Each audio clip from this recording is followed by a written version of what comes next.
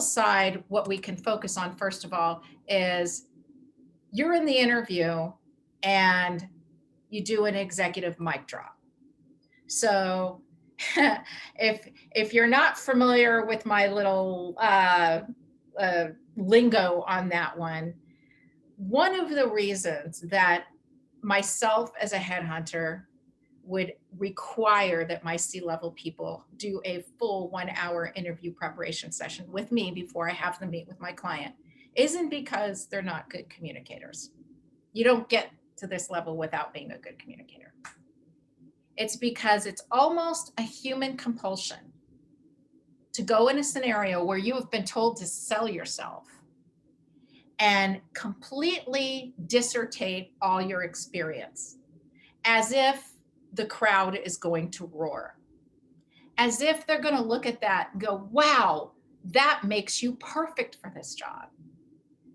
And the more accomplishments you have, the more that identity is wrapped around you. It's got a stranglehold on you.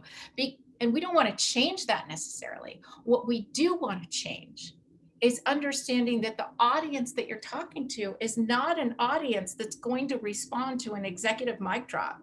They actually need a business case. And that's why focusing on selling yourself versus value communication gets to be one of the biggest issues of not getting the offer. Because here's how it's different in the executive level. First of all, from first interview to offer, you're looking at an average time of 3 months. That's about average.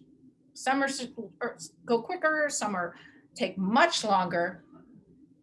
But because this is not going to be most likely a hierarchy decision, it's going to be more like a consensus decision with an average of 6 to 7 people involved in this consensus decision.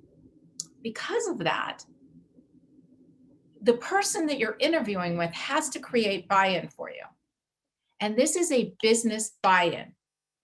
So people, the more time that goes by, the more they're going to remember how they felt and not what you said. That is a scientific fact that we now know. So for people who went in with a strategy that I'm going to sell myself, that doesn't get you to the close. That doesn't get you to the offer. Think of it this way. Think of it as if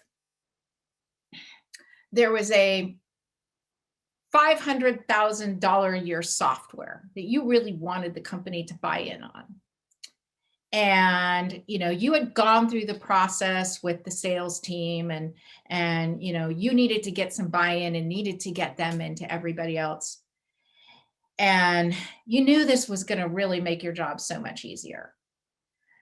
You can't go in to create buy-in by saying, I just really like this thing.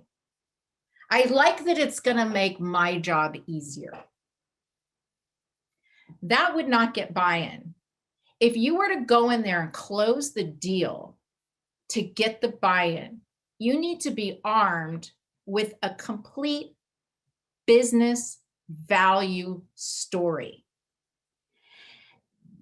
In the 3%, the onus is on you not to sell yourself. I can pretty much guarantee you that's going to happen automatically, okay? That's going to make them want to create buy-in for you. It just doesn't give them the tools to do it effectively. And then the third thing is the follow-up. So you go in, you interview, and then you're not hearing anything. And this is where all this emotional stuff happens. Now, when I'm dealing with people on the business side of this, when I'm dealing with the client as a headhunter, they've got so many other things going on. They've got other issues that are happening. They're getting ready for an IPO. There's this happening. Oh, wow, we just found out we just have a new lawsuit. Okay, all these things are happening. The fact that they haven't gotten back to a candidate is neither here nor there, and probably is going to have to wait because they need to figure out these other things first in order to get back to them, in order to know what they really need. It's not their responsibility to explain all that to you. They're dealing with other things. They're dealing with business. But us as the candidates, we don't see it that way. How dare you could just talk to me and not give me anything?